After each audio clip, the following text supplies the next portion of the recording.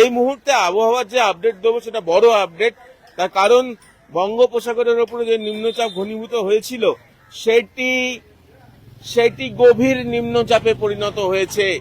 এই মুহূর্তে সেটি অবস্থান করছে বাংলা উপকূলের অনেকটা কাছে অবস্থান করছে। গভীর নিম্নচাপ মানে যেটা আপনাদের একটুখানি বোঝার সুবিধার জন্য বলে দিই, সেটা হচ্ছে ঘূর্ণিঝড়ের অনেক আগের একটা অবস্থা, কিন্তু যেহেতু নিম্নচাপ, তারপরে সুস্পষ্ট নিম্নচাপ, তারপরে গভীর নিম্নচাপ, যেটা অতি গভীর নিম্নচাপের আগের যে স্টেজ গভীর নিম্নচাপ, তার ফলে কিন্তু যে বৃষ্টি দুর্যোগের যে সম্ভাবনা সেটা ভালো রকম হতে চলেছে।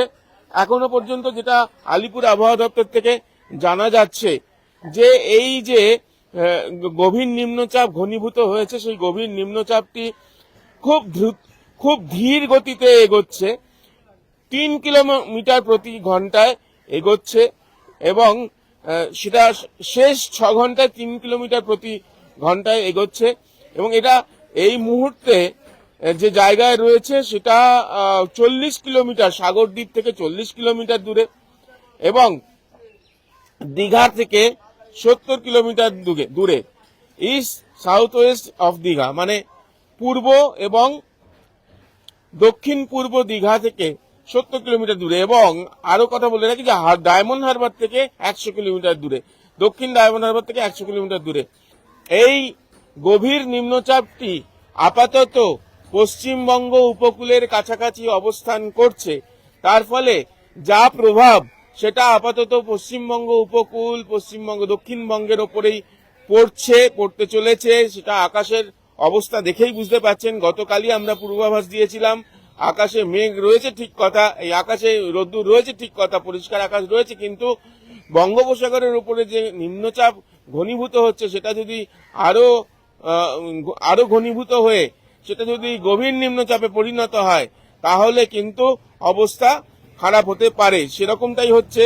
দক্ষিণ এবং উত্তরবঙ্গ দুই বঙ্গেই বৃষ্টির পরিমাণ 27 তারিখ অর্থাৎ আজকে এবং আগামীকালেও থাকবে, কারণ আজকে আফটারনুন মানে বিকালের দিকে, যেটা বলা হচ্ছে আলিপুর আবহাওয়া দপ্তর থেকে তাদের যে বুলেটিন, স্পেশাল বুলেটিন, বিশেষ বার্তা দেওয়া হয়েছে, তাতে বলা হচ্ছে যে আজ বিকাল নাগাদ, বিকালের সময় এই যে সিস্টেমটি, এই গভীর নিম্নচাপ, ঘূর্ণাবর্ত, এই সিস্টেমটি কিন্তু যাবে উপকূলবর্তী অঞ্চল, বাংলার উপকূলবর্তী অঞ্চল থেকে উড়িষ্যার দিকে। ফলত এই সময়টা জুড়ে মেঘ বৃষ্টি দক্ষিণবঙ্গের উপকূলে তো বটেই, বাংলার দক্ষিণবঙ্গের উপকূলে, দক্ষিণবঙ্গের বিভিন্ন জেলায় বৃষ্টি হবে, এবং এর ফলে প্রচুর জলীয় বাষ্প ঢুকছে, ফলে একে মৌসুমী বায়ু সক্রিয়, এবং বর্ষার সময় সঙ্গে সঙ্গে এই নিম্নচাপ, গভীর নিম্নচাপ, ফলে বৃষ্টি যে ভালো রকম হতে চলেছে সেটা পরিষ্কার। আলিপুর আবহাওয়া দপ্তর থেকে যা রেকর্ড এখনো পর্যন্ত পাওয়া গেছে, সেটা গতকাল যা বৃষ্টি হয়েছিল খুবই কম, 1.7 মিলিমিটার বৃষ্টি হয়েছিল, রেকর্ড হয়েছিল। টেম্পারেচার কি ছিল? গত 24 ঘন্টায় সর্বোচ্চ তাপমাত্রা, দিনের তাপমাত্রা ছিল 32.4 ডিগ্রি সেলসিয়াস, যেটা স্বাভাবিকের থেকে -0.2 ডিগ্রি সেলসিয়াস, অর্থাৎ স্বাভাবিকের থেকে 0.2 ডিগ্রি সেলসিয়াস কম।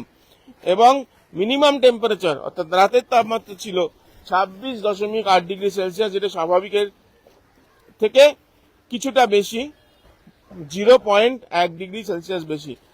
আগামী 24 ঘন্টায় 31 ডিগ্রির আশেপাশে থাকবে তাপমাত্রা, সর্বোচ্চ তাপমাত্রা, দিনের তাপমাত্রা, এবং 26 ডিগ্রি সেলসিয়াসের আশেপাশে থাকবে রাতের তাপমাত্রা, অর্থাৎ সর্বনিম্ন তাপমাত্রা। আর বৃষ্টি হবে, মেঘ ইতিমধ্যেই শুরু হয়ে গিয়েছে, মেঘ আসতে শুরু করে দিয়েছে, মেঘ জমতে শুরু করে দিয়েছে। এটা অবশ্যই এই গভীর নিম্নচাপের প্রভাবে বর্ষা সক্রিয় তো রয়েছে।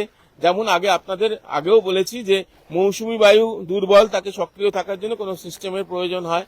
এই সিস্টেম যেটি তৈরি হয়েছে সেটি মৌসুমী বায়ুকে আরো সক্রিয় করে তুলবে, সঙ্গে সঙ্গে বৃষ্টির পরিমাণ বাড়তে চলেছে। আজ